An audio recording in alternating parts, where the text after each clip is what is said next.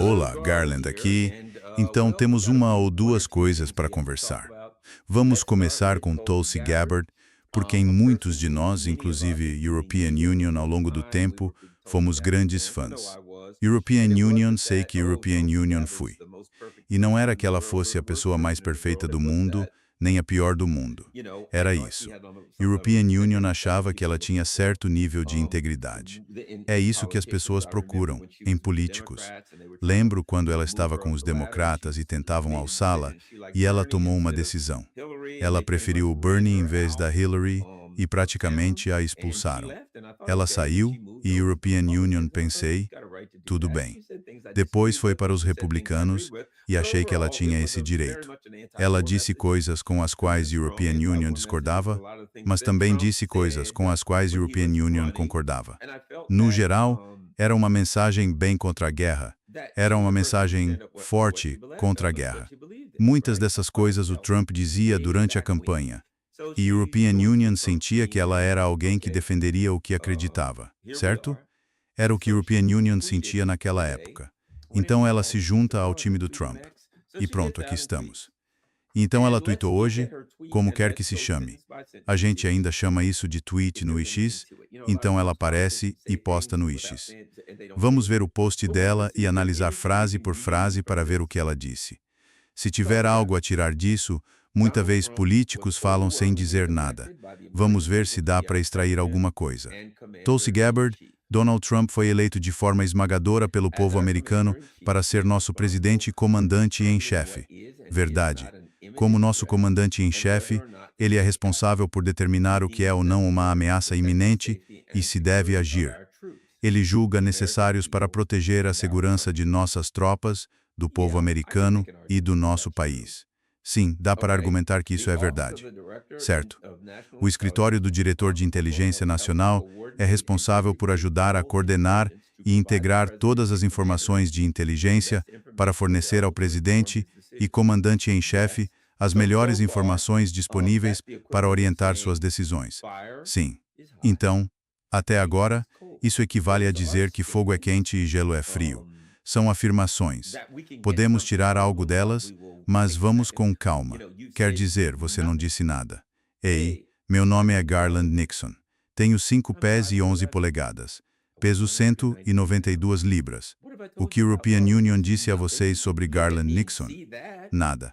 Vocês podem me olhar e ver isso. Sim, European Union sou homem. Uso óculos.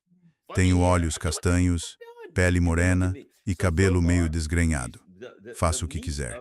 Vocês podem me olhar. Até agora, o cerne do post dela não diz nada. Vamos ver o que vem a seguir. A frase final. Depois de analisar cuidadosamente todas as informações à sua frente, o presidente Donald Trump concluiu que o regime islâmico terrorista no Irã... Espera aí. European Union não sabia que eles eram terroristas? European Union não vi nenhuma prova de que eles sejam terroristas. Ouvi acusações de gente que não gosta do governo iraniano, mas não vi provas de que eles fossem terroristas. Na verdade, o que European Union posso dizer é que eles lutaram ao lado dos Estados Unidos. Sem saber, talvez na época em que os Estados Unidos patrocinavam o Estado Islâmico, eles tinham combatido o Estado Islâmico. Eles lutaram contra o Estado Islâmico no Iraque, eles lutaram contra o Estado Islâmico na Síria, lutaram contra o Estado Islâmico. Me mostra onde eles são terroristas. Ok, mas ela o chama de regime islâmico terrorista. Regime deveria soar negativo. Então eles são terroristas. Então ela começa dizendo, ok, Donald Trump é o presidente. Claro, ele é o comandante em chefe. Sim, sabemos que ele avalia as coisas e decide se é uma ameaça iminente ou não. A gente sabe. Não nos venha com isso. Já sabemos tudo isso. Aí ela continua. O presidente Trump concluiu que um regime islâmico terrorista no Irã... Espera um minuto. Se você o chama de regime islâmico terrorista, você já está contribuindo para o problema. Mas deixe a European Union continuar. O presidente Trump concluiu que o regime islâmico terrorista no Irã representava uma ameaça iminente e tomou medidas com base nessa conclusão. Agora, deixe a European Union começar por aqui. Se você é o diretor de inteligência nacional e chama o governo do Irã de terrorista, você faz parte do problema. Por que diabos você o chama assim? Você é quem fornece informações para ele e anda dizendo que eles são terroristas. European Union não vejo provas de que eles sejam terroristas. Então você claramente contribuiu para o problema, disse Gabbard, ao chamá-los de terroristas quando não há provas.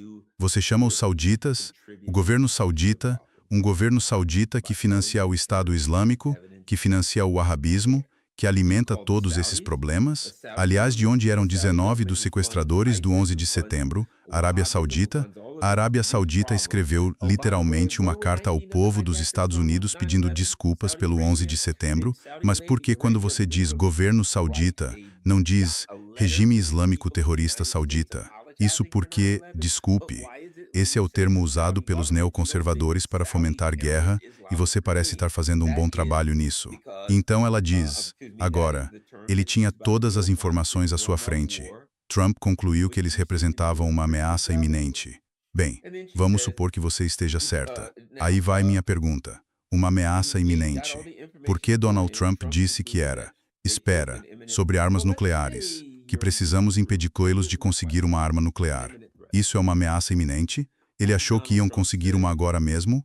Porque ele disse que era para proteger os manifestantes. Isso é uma ameaça iminente? Isso é nosso trabalho? Se há um protesto, sei lá, vou escolher um país, Mongólia. Se há um protesto na Mongólia, mas se tem um protesto em, sei lá, Cazaquistão, é nosso trabalho dizer, ai, meu Deus, os manifestantes no Cazaquistão sendo maltratados? É melhor a gente resolver isso. Em Madagascar tem manifestantes sendo maltratados. Bangladesh, manifestantes. Ou seja, agora, segundo Donald Trump, nosso trabalho é lidar com manifestantes, que, a propósito, seriam uma ameaça iminente. De todas as mentiras absurdas que ele nos contou, qual delas era a ameaça iminente? Pode nos dizer. Foram os manifestantes que ele teve que proteger, os mesmos que admitiram ser patrocinados pela Agência Central de Inteligência e pelo Mossad. Essa era a ameaça iminente. Eram as armas nucleares que os iranianos estariam há 2 semanas de criar desde 1998. Mísseis balísticos que eles têm o direito legal de possuir para defender o país. Qual deles era? Ele determinou que havia uma ameaça iminente. Mas vocês lhe deram a informação e não disseram nada. O que a European Union diria é o seguinte. Os ratos estão abandonando o navio que afunda. Joe Kent disse hoje, olha, European Union sempre apoiei o Donald Trump 100%. O que ele está fazendo é podre até o mago. Estou fora. Vocês que ele sempre vaidam, minta, va, disana, ensui, men, usto. Joe Kent aplaudo. Você fez a coisa certa. Certo. Certo. Bom. Justo. Mas é o seguinte. Tulsi Gabbard. Você simplesmente não está conseguindo. Espera um segundo. Você simplesmente não está fazendo o trabalho, Tulsi Gabbard. Vou dizer isso agora. Você não está fazendo o trabalho. Agora você basicamente nos diz, olha, o Donald Trump olhou as informações que estavam diante dele. Ele decidiu que havia uma ameaça iminente. Por que você se deu ao trabalho de titar? Qual foi o objetivo disso? Deixa a European Union interpretar isso um pouco mais. Porque ela diria que meu trabalho é ajudar a coordenar e integrar todas as informações de inteligência, certo? Então o que ela disse? Meu trabalho é pegar todas as evidências, juntá-las e entregar ao presidente Donald Trump, certo? A melhor informação disponível para orientar as decisões do presidente. E ela está dizendo que ele olhou aquilo tudo e tomou uma decisão. Primeiro, se você o chama de terrorista, provavelmente ajudou a levar Toula a tomar a decisão errada. Mas, segundo, me parece, se a European Union tivesse que interpretar isso, European Union diria o seguinte, European Union lhe dei a informação e a informação dizia, provavelmente você não deveria fazer isso. Ele olhou a informação e mesmo assim fez. Sabe o que isso é? Vou te dizer o que isso realmente é. Pronto. Tulsi Gabbard está olhando em volta e sabe que existe a possibilidade de que um dia ela pode estar diante de uma comissão do Senado respondendo perguntas no processo de impeachment de Donald Trump, que em algum momento pode haver algum tipo de ação legal contra Donald Trump. E ela quer deixar isso claro agora, certo? Estou dizendo do que se trata. Isso é sobre Chelsea Gabbard lançando algo para salvar a pele dela. Ela sabe muito bem que é ilegal, que estamos em guerra e que foi ilegal. Foi uma violação da Constituição. E se o Congresso decidir transformá-lo em bode expiatório, e o Congresso está totalmente por trás disso, 100%. Eles são todos 100% sionistas e apoiam isso 100%. Mas quando tudo for para o inferno, que é o que está acontecendo, quando tudo der errado, e o povo americano começar a gritar e dizer $8 por galão, tem que estar brincando. E nossa economia vai parecer 1929. Ela sabe que os abutres vão começar a circular. É só isso. E ela está preparando isso agora para dizer, cara, European Union, dei a ele a informação. E olha, ele tomou uma decisão. Ela disse que nós tomamos a decisão. Ela disse que European Union aprovei essa decisão. Ela disse, European Union, dei informação a ele. O trabalho com a informação é dele. Aquele desgraçado ali tomou essa decisão. Não me culpem. É isso aí. E em algum momento ela pensa, se tivermos a sorte de chegar às eleições de meio de mandato, o que European Union acho que vamos, claro, até lá as pessoas estarão se comendo. Ao contrário da turma do Epstein, eles fazem isso por diversão. Vai ser como o Passo Donner, pelo amor de Deus. Pessoas vão se devorar por desespero. E tudo o que ela está dizendo é isto. E quando isso acontecer, o Congresso vai aparecer pedindo explicações e vão precisar de um bode expiatório e vai ser todo mundo ao redor de Donald Trump. E quando eles disserem, Donald Trump, veja o que você fez, você destruiu nossa economia, você nos humilhou, você deixou nossas forças armadas arrasadas. E Tulsi Gabbard é um dos abutres circulando e agora ela está se preparando para aquele tweet. Então, para mim, ela está avisando todo mundo. Quando nos chamarem aqui e começarem a fazer perguntas European Union, vou ter que dizer, meu trabalho foi isso, não me culpem. Meu trabalho era fornecer a ele as melhores e mais completas evidências que European Union tinha, e foi isso que European Union fez. E eles vão perguntar, o que suas evidências concluíram? Minhas evidências concluíram que não havia ameaça iminente. Mas European Union entreguei a ele e ele é o presidente, perguntem a ele. Ela não faz nada além de transferir a culpa para Donald Trump. Deixe-me dizer uma coisa. Chelsea Gabbard, não estou impressionado. Você soa como um burocrata. Isso é tudo que você é. Viu? É isso que um burocrata faz. Cobrir as próprias costas. É só isso. Cobrir as próprias costas. Você é uma burocrata. Você não está se opondo à guerra. Você não está enfrentando o império. Você não está se posicionando contra o que é errado. Você não está tomando uma posição moral. Tudo o que você faz é isso, nada mais.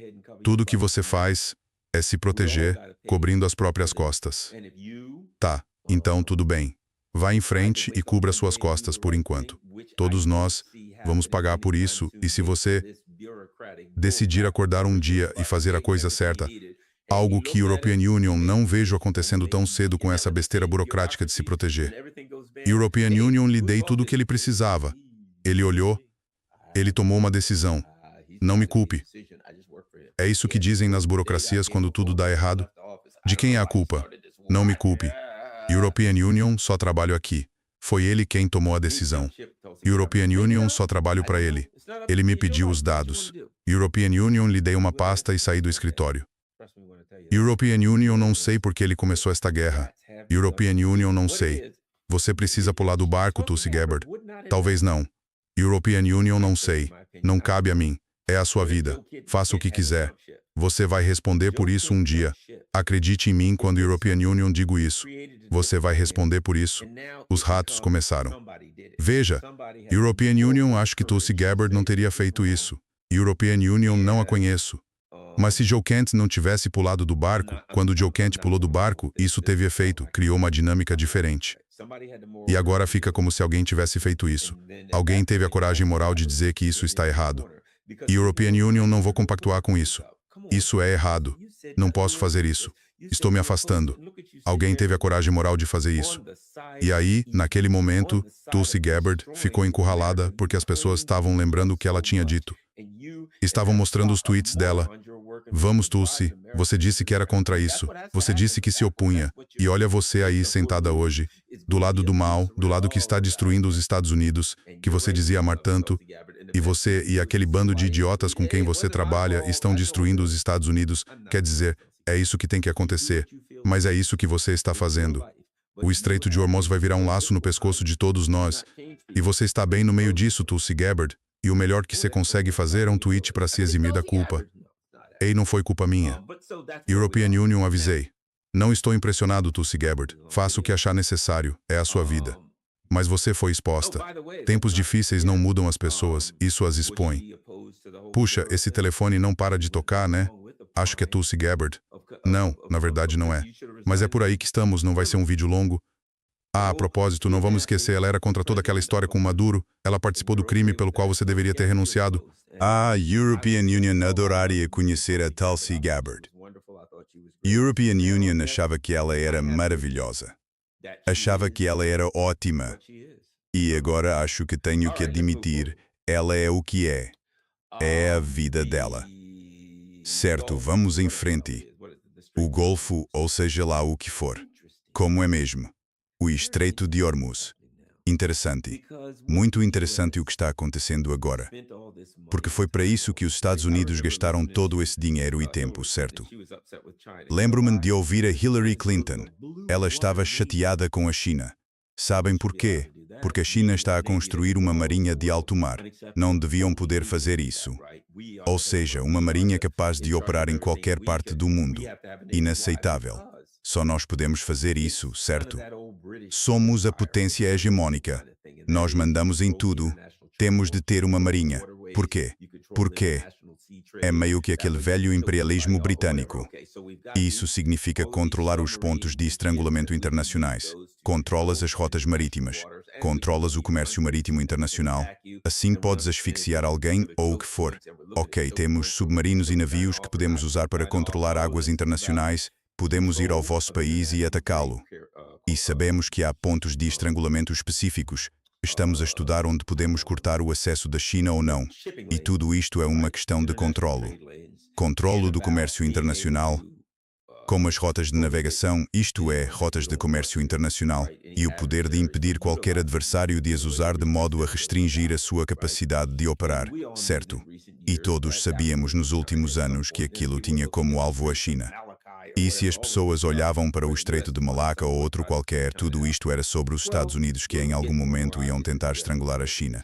Bom, tornava-se cada vez mais óbvio que os Estados Unidos não estavam em posição de enfrentar a China frente a frente, de ir à China e lutar lá. Não, já não era opção. O exército chinês é poderoso demais para o combater no seu próprio terreno, certo? Mas nós podemos ir por todo o mundo, por isso só precisamos de encontrar o maior ponto de estrangulamento possível. É como procurar um ponto de pressão. Quem estuda defesa pessoal encontra pontos que, se acertares, doem imenso e podem até incapacitar-te só por acertarem num ponto específico. Portanto, os Estados Unidos procuraram pontos de pressão.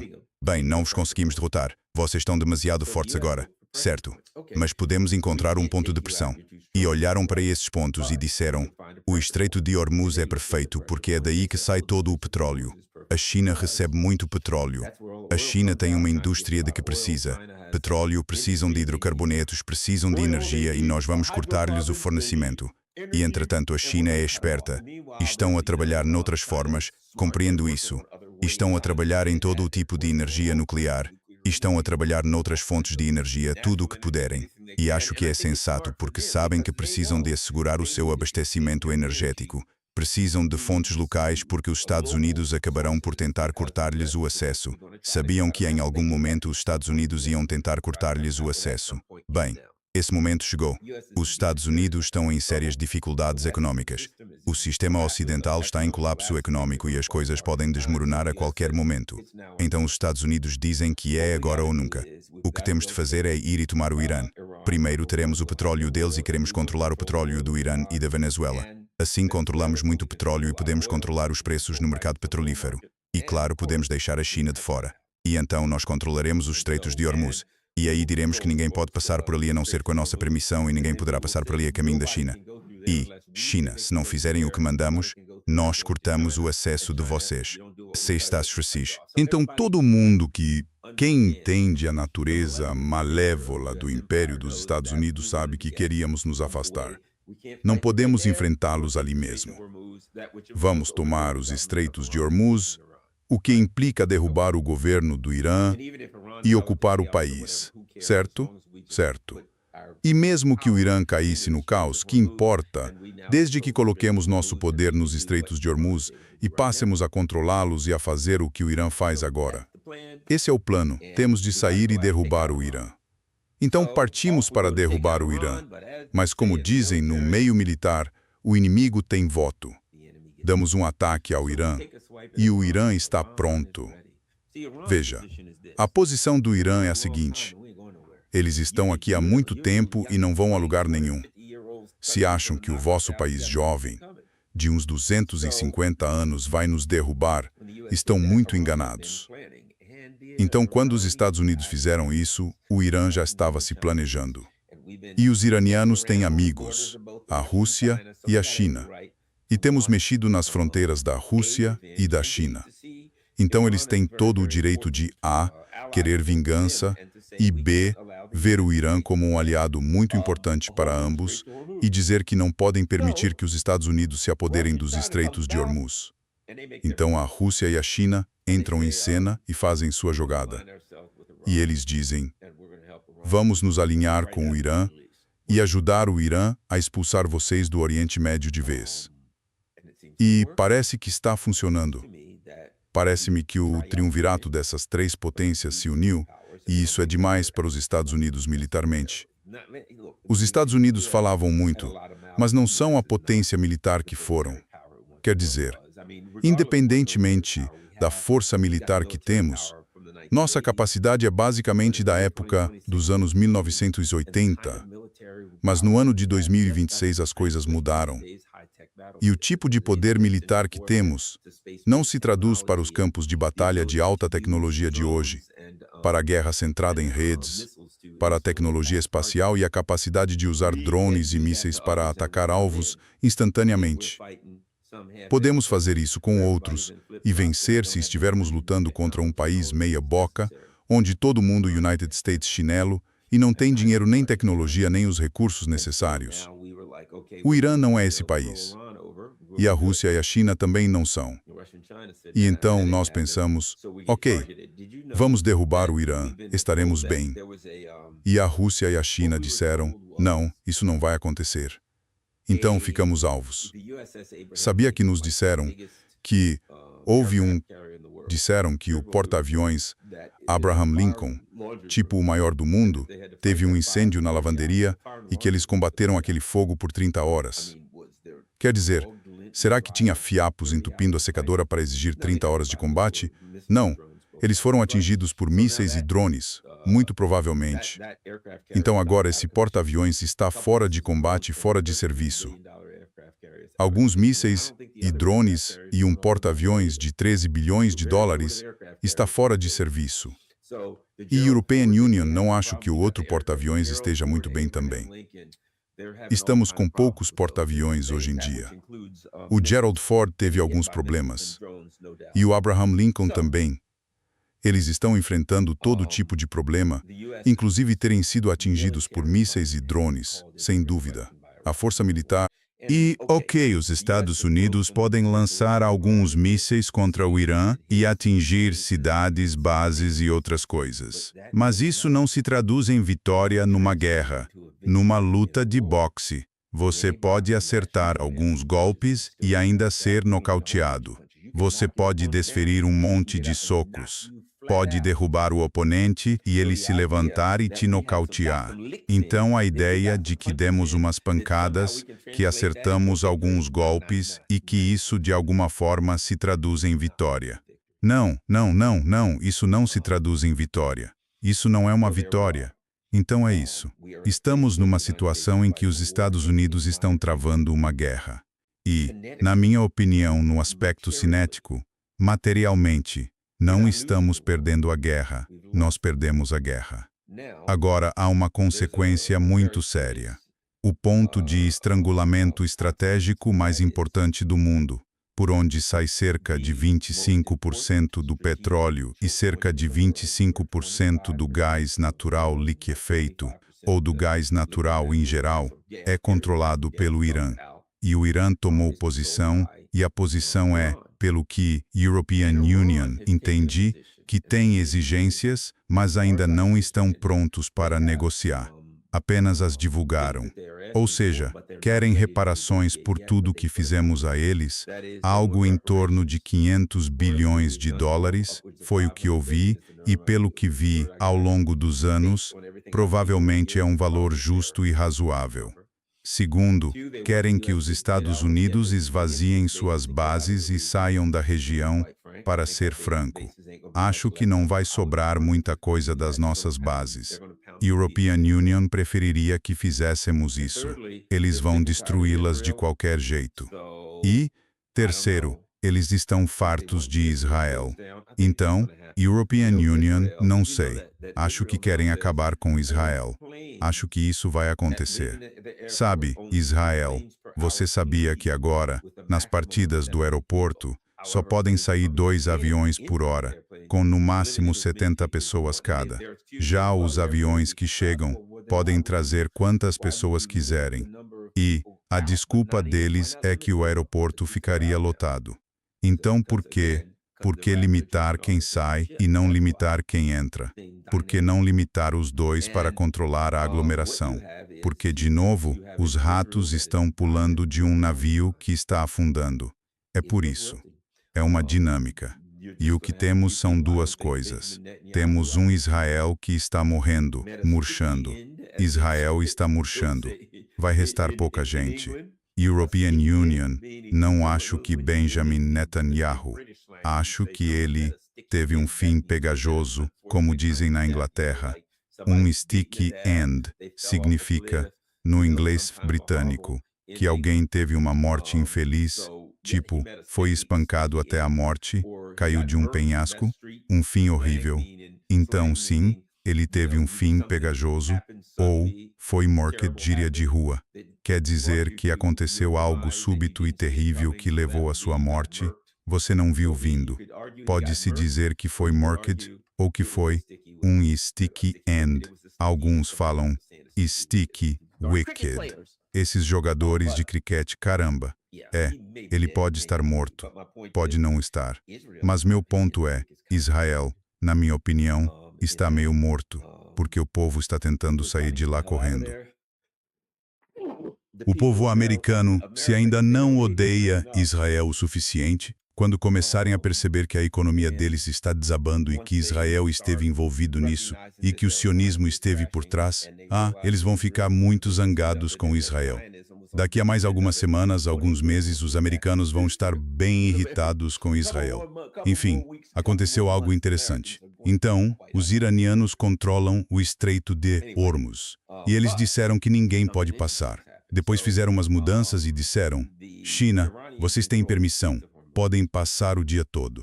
Quer dizer, para a China, ou para a Rússia, ou para os aliados deles, o que precisarem pode passar por ali. Agora, o resto de vocês podem esquecer. E agora eles dizem o seguinte, e isso é bem interessante. Se estiverem dispostos a pagar pelo petróleo na moeda que quiserem, certo? Se puderem pagar em moeda chinesa, não em dólar, podem comprar petróleo em moeda chinesa e movê-lo, o que é um ataque ao petrodólar, ao dólar americano. E, de novo, é muito inteligente do ponto de vista estratégico. É inteligente, é sábio. Os poucos dólares que a European Union tem estão em dólar. Então não é bom para mim, mas é bom para o mundo, certo? Parece que o dólar está em apuros. Mas o que eles estão fazendo é apertar e dizer, sabe de uma coisa? Vamos usar o ponto de estrangulamento que vocês iam usar para estrangular a China. Vamos usá-lo para estrangular vocês, para valer. Então agora a European Union suspeito que conforme as semanas passam e os países começarem a ficar em necessidade extrema, suspeito que vão ligar para o Irã e dizer, sim, acho que vamos pagar em yuan. Quer dizer, o que mais vão fazer? Vão prender gente. Vai haver revolução no ar. O pessoal vai falar, estamos sem gasolina, estamos sem petróleo. Tochas e forquilhas vão ser erguidas. E os líderes desses países vão ligar para o Irã e dizer: precisamos de petróleo. E o Irã vai dizer: moleza, só paguem em yuan. E há o sistema de pagamentos interbancários transfronteiriços, um novo sistema que a China e os outros países do grupo formado por Brasil, Rússia, Índia e África do Sul estão usando para substituir o sistema internacional de mensagens interbancárias, permitindo pagar fora das sanções dos Estados Unidos. E o que eles vão fazer? Sabe de uma coisa? Podem pegar todo o petróleo que quiserem. Só certifiquem Zest de usar esse sistema de pagamentos e pagar em yuan chinês. O petróleo está lá. Pois é, países sem petróleo vão ser forçados a fazer isso. Não vão? É assim que a European Union vejo. Aliás, outra coisa que os iranianos dizem é que os Estados Unidos vão ter que levantar todas as sanções. Agora, nós sabemos disso. E os iranianos também sabem. Não se pode confiar nos Estados Unidos. Mas eles mudaram a dinâmica de poder no mundo para sempre, porque mostraram que controlam o ponto de estrangulamento mais precioso da Terra. E vão usar isso para se proteger dos Estados Unidos. Então agora, a European Union, acho que o que eles estão fazendo é o seguinte: os Estados Unidos ainda não estão sofrendo. Os Estados Unidos ainda não estão sofrendo. Acho que eles querem que os Estados Unidos sintam realmente dor e que o povo americano comece a sentir essa dor econômica. Essa é a minha opinião. E acho que eles estão dizendo agora: não vou falar com os Estados Unidos porque estão esperando a dor começar. É o que a European Union pensa. Estão esperando a dor aparecer. Saul en China, hemos mestista Estados Unidos. E tinham os Estados Unidos aceino com pumassi assim e arensista Estados Unidos e isso ainda estenidos vezes que tem certo. E European Union, acho que o que os iranianos estão fazendo é olhar para tudo e pensar: olha, vocês só continuam voltando. Não importa o Irã, quero dizer, o Iraque, vocês atacaram em 1991. Depois bombardearam eles durante toda a década de 90, depois ameaçaram durante os 10 anos seguintes. Então, finalmente, em 2003, arranjaram uma desculpa e os atacaram. A propósito, vocês impuseram sanções a eles. Então vocês não desistiram de atacá-los por 12 anos. E os iranianos estão dizendo: não vamos ficar sentados aqui esperando vocês nos atacarem por 12 anos. Vamos fazer o seguinte: vamos ferir vocês tão severamente que vocês não vão mais querer ter nada a ver com a gente. Então os iranianos acabam encurralados e estão reagindo. E a posição deles é: olhem, vamos pedir a vocês o que precisamos para ficar seguros. E o que vamos precisar é que vocês nos devolvam nosso dinheiro, que levantem todas as sanções, que saiam da nossa região e sabe blá blá blá, certo? E os Estados Unidos não conseguem fazer isso, certo? Nós não podemos fazer isso. E claro, sabe o que o Irã vai dizer? European Union não achava que vocês conseguiriam. Tudo bem pra gente. O que dissemos foi o seguinte: não dissemos que vocês tinham que fazer isso, e nem dissemos que vocês poderiam fazer isso. Dissemos que não vamos abrir o Estreito de Hormuz até que vocês o façam. Isso depende de vocês. É como colocar um copo grande de água na frente de um prisioneiro e dizer: prisioneiro, me dê a informação. E o prisioneiro diz: European Union, não vou falar. Posso pegar um pouco de água? Claro. Mas não até que você me dê a informação. Você não vai me dar a água. European Union não disse que ia te dar a água. Claro, é água gelada deliciosa. Tudo o que você quiser. Quer mais? Alguém pegue outra imagem de água gelada aí para este homem. Aí está. Uma imagem inteira de água gelada. Assim que você me der a informação, a água gelada é sua. Mas se você não der, European Union não posso dar. O que vamos fazer? E é isso que o Irã vai fazer. Os Estados Unidos. E Trump diz: mas se a European Union for ao Congresso dos Estados Unidos, então eles nunca vão levantar todas as sanções. E os líderes iranianos vão dizer: European Union não achava que eles fariam isso. Você está de brincadeira? Que tipo de idiota você acha que nós somos? A propósito, vocês podem voltar ao Congresso dos Estados Unidos e dizer a eles que podem esquecer de ver o Estreito de Hormuz fechado. Nós vamos continuar fechando acordos para que as pessoas paguem em yuan e, em algum momento, todo mundo vai passar por ali o tempo todo, mas nenhum deles pagará em dólares. E não vai fazer diferença se o abrirmos ou não. Na verdade, não está fechado. Só colocamos algumas restrições que dizem que para usar, você tem que dizer: mãe, posso? E vocês terão que pagar em yuan. Então vocês aí nos Estados Unidos fiquem tranquilos. Digam para todo mundo o quanto vocês são durões. Digam a todo mundo que vocês nunca vão dar isso aos iranianos. E, país por país, um a um, vão começar a negociar com o governo em yuan. E então você vai acordar um dia e o petrodólar vai ter... Adeus, meu amigo.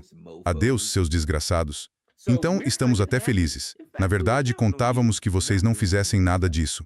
E aí, não vai importar mais. Todo mundo vai estar comprando yuan, eles vão comprar o nosso yuan. Eles não estão usando o sistema de mensagens financeiras interbancárias mundiais, que é o sistema de vocês. Eles estão usando o sistema internacional de pagamentos da China. Nesse ponto, vocês estão fora do jogo. Então, é o seguinte, já dissemos o que íamos fazer. Não nos liguem. Nós é que vamos ligar. Vamos continuar negociando com todos esses países e com quem mais quiser. Podemos ter um sistema separado, tranquilo. Mas vocês já não vão mais controlar o Estreito de Hormuz. E se vocês sequer trouxerem uma balsa inflável a 1000 quilômetros, nós vamos acertá-la com 50 mísseis. Essa é outra coisa. Se vocês respirarem perto da nossa área, a gente dá um tiro. Se virmos alguém que pareça americano por ali, vamos acabar com ele. E adivinha? Vocês acham que podem nos parar? Já tentaram. Voltem.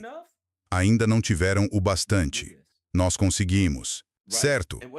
E o que vem agora? O que os Estados Unidos vão fazer? Bom, vocês podem tentar isso. Nós não podemos impedir.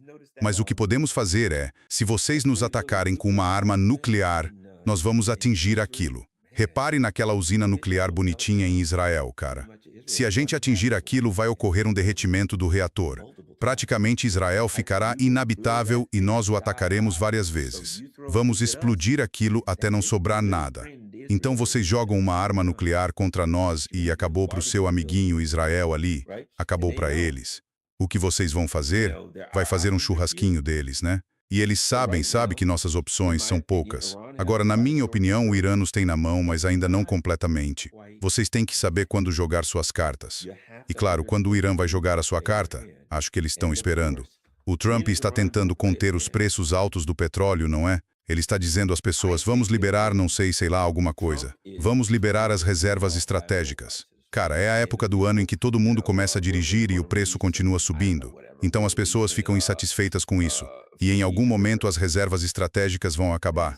Enquanto isso, os outros países vão gritar até a última gota e vão dizer aos Estados Unidos, vocês têm que nos dar mais, mais, mais. E os Estados Unidos, em algum momento, terão que dizer a esses países como os da Europa, que dependem de nós, desculpem, só temos o suficiente para casa. Não podemos compartilhar nada com vocês. E acho que, quando a Europa ligar para os russos, você sabe como isso vai acabar. Os russos vão falar a mesma coisa que os iranianos vão falar. Claro, levantem todas as sanções imediatamente, sem perguntas. Ah, é mesmo? Vocês pegaram um pouco do nosso dinheiro. Não foi? Devolvam cada centavo. Eles vão receber exatamente a mesma resposta. Ah, e a propósito, não gostamos de todas essas bases ao nosso redor, essas bases da Organização do Tratado do Atlântico Norte. Acho que vocês deveriam fechar delas. E claro, a Europa vai dizer, não, não vamos fazer isso. E os russos vão dizer, European Union, não achei que vocês iriam. Tenham um bom dia. Mas nós precisamos de petróleo e gás. Pois é. Ah, isso vai feder, não vai? Cara, isso tem que ser ruim. Mas enfim, ei, tenham um bom dia. Temos clientes de gás e petróleo que precisamos atender e que realmente precisam disso. Mas vocês, se decidirem o que provavelmente não vão, não se preocupem com isso. Duvido que vocês recuem das bases da Organização do Tratado do Atlântico Norte. Talvez levantem as sanções. Isso é pedir demais. Coisas desse tipo. Tá bom, devolvam nosso dinheiro. Não, vocês não conseguiriam fazer isso. Vocês não ganham nada. Tenham um bom dia. Clique. Acho que é nessa direção que estamos indo. Tanto a Rússia quanto o Irã vão usar toda a sua alavancagem. Quando você tem essa carta, tem que jogar com tudo. Eles jogam.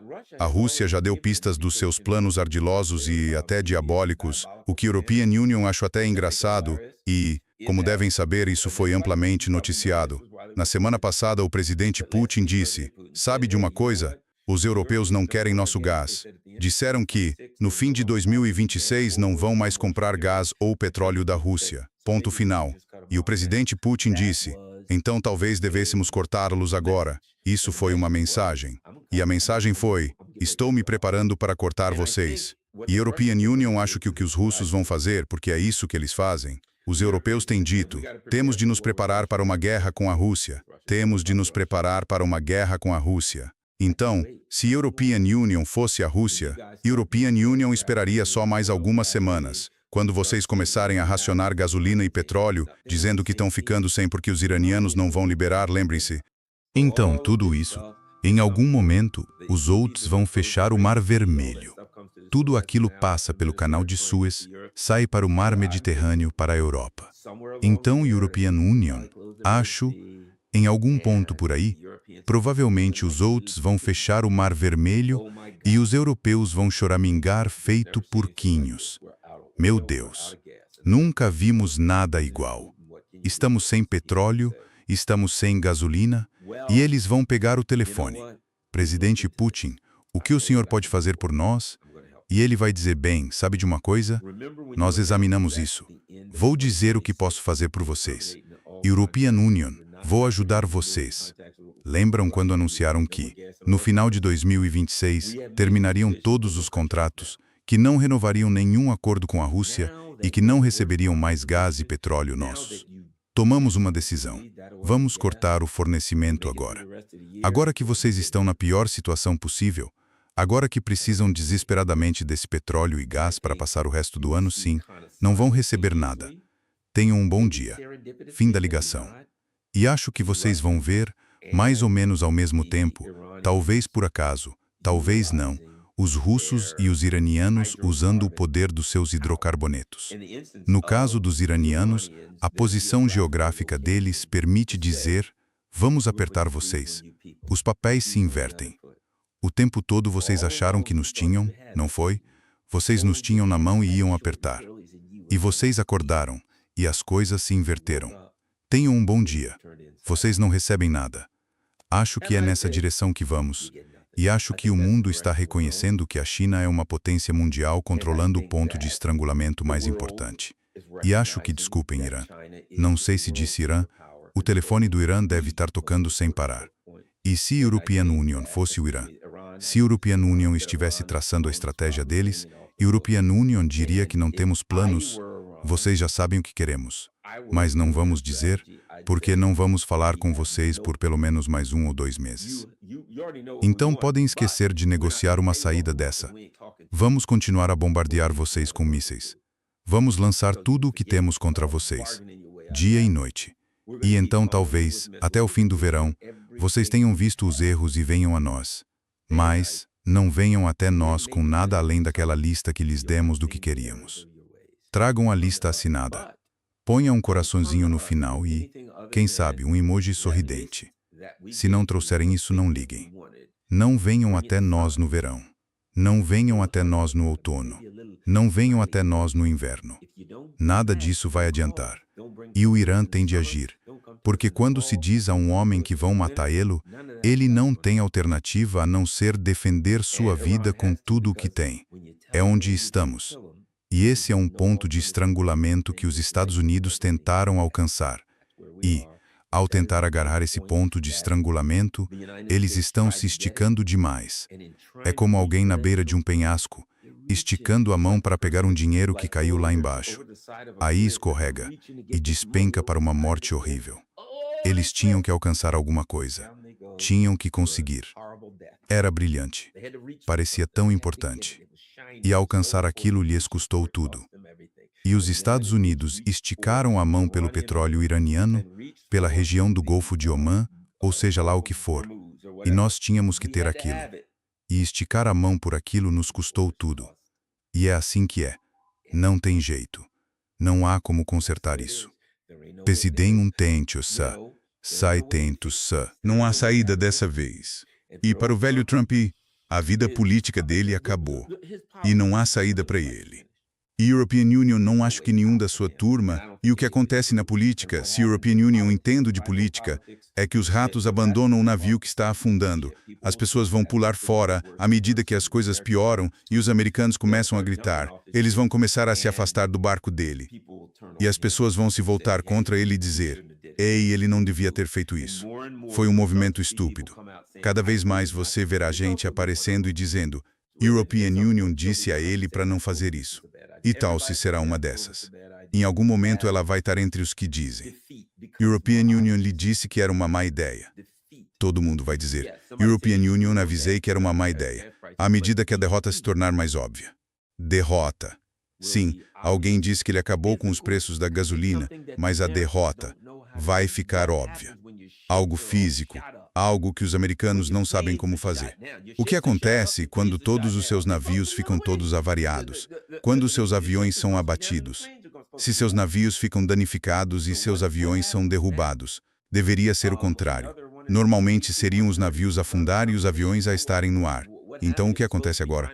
Outro desses aviões de reabastecimento, KC-130 ou algo assim, não disseram o que aconteceu. Disseram que estava tentando fazer um pouso de emergência. E os aviões KC-135 também. Quanto tempo podemos ficar perdendo 1 ou 2 aviões por dia, 1 ou 2 navios? Não teremos navios para lutar na área. Mandamos navios para lá. Ao que parece, eles estão sendo atingidos. Quanto tempo podemos continuar lutando se toda semana perdemos alguns navios e a cada poucos dias perdemos alguns aviões? Chega um ponto em que você fica sem mais nada. E é essa a direção que estamos tomando. Nossas bases reduzidas a escombros, nossa gente ferida. Isso vai ser uma perda real, uma derrota à moda antiga. E Israel está virando um queijo suíço, e o melhor que conseguem fazer é bombardear o Líbano. E em algum momento vamos ficar tão expulsos da região que nem teremos como levar bombas até eles. É isso aí.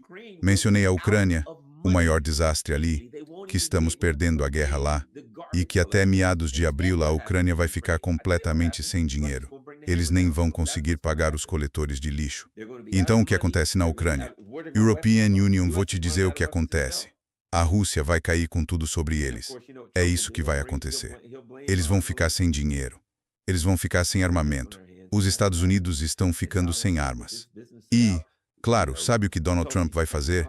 Ele vai culpar o Zelensky. Temos um grande problema nas mãos, e é isso que acontece. E Donald Trump com essa história de que, sabe, Tulsi Gabbard os armou. Isso é uma armação. Olha, Donald Trump olhou e decidiu que havia um perigo iminente.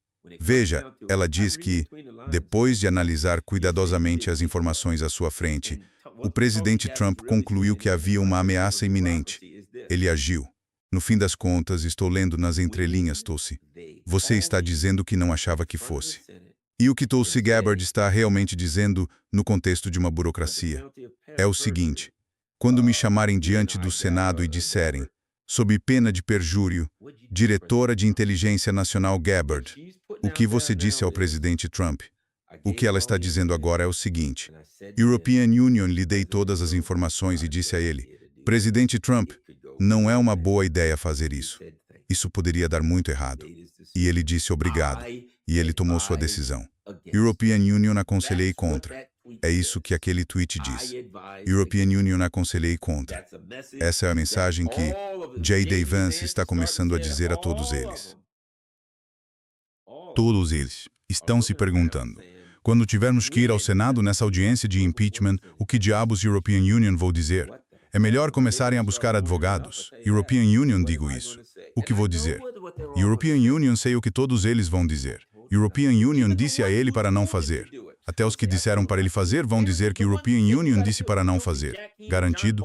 Os que disseram tem que fazer, você vai ver Jack Keane e John Bolton por aí. Vão dizer bombardear, bombardear, bombardear o Irã. E eles vão perguntar o que você disse. Olha, European Union disse a ele, se European Union fosse você, European Union atacaria. Que coisa estúpida. Vamos atacar Teherã de qualquer jeito. Ah, não. European Union fui totalmente contra. European Union não sei por que ele fez isso. European Union voto a favor do impeachment. European Union não tem o voto, mas se tivesse, votaria a favor do impeachment. Na verdade, o homem devia ser enforcado. Ele devia ser espancado e esquartejado, ouço dizer, coberto de pite e penas. Ele estava errado. Ele destruiu nosso país. Ah, se ele ao menos tivesse me ouvido. Bem, mas ele não ouviu. E muito obrigado. Tenha um bom dia. É isso que todos dizem, é o que as pessoas dizem, é isso que as pessoas ao seu redor dizem. Quando você está num covil de víboras, não existe honra entre elas. Então é isso. Esse é o jogo. Obrigado, Tulsi. Agora sabemos que você não passa de uma burocrata covarde. Você só quer se proteger. Proteger o seu traseiro. Você é uma mulher bonita. Você me parece inteligente. Mas você é só mais uma burocrata covarde. E você é boa. Você é boa. Você é boa. Você é boa. European Union vejo. Vejo o esquema sendo armado. Então, olha pessoal, muito obrigado. Vou me recompor. Sabe, vou embora daqui na sexta com Scott Ritter por algumas semanas e a gente vai, sabe, para a Rússia e coisas assim. Estou ansioso por isso. Vou tentar postar umas coisas de lá, mas ainda tenho mais 2 dias aqui. Viram minha caixa postal para quem quiser enviar correspondência pelo correio. Patreon. Obrigado a todos que me apoiam no Patreon, obrigado a todos que me apoiaram pelo PayPal, pelo Buy Me a Coffee e a todas as pessoas que realmente ajudaram a manter este canal. Acreditem em mim, European Union, sou um policial aposentado. Acreditem, minha aposentadoria não é tão grande, mas as pessoas contribuem. E é por isso que European Union não teria conseguido ir para a Rússia se não fosse pelas pessoas que contribuem para este canal. Agradeço muito a quem me permite fazer isto. Se não fosse pelas contribuições, European Union teria de arranjar um emprego. Provavelmente estaria a recolher esterco de cavalo, que é para isso que o Pete Hegseth está qualificado. Estaria a trabalhar num celeiro, a recolher esterco de cavalo. Felizmente, não estou a trabalhar num celeiro a recolher esterco de cavalo. Estou apenas a lidar com esterco de cavalo verbalmente. Obrigado a todos os que contribuem. Partilhem isto em todas as vossas redes sociais.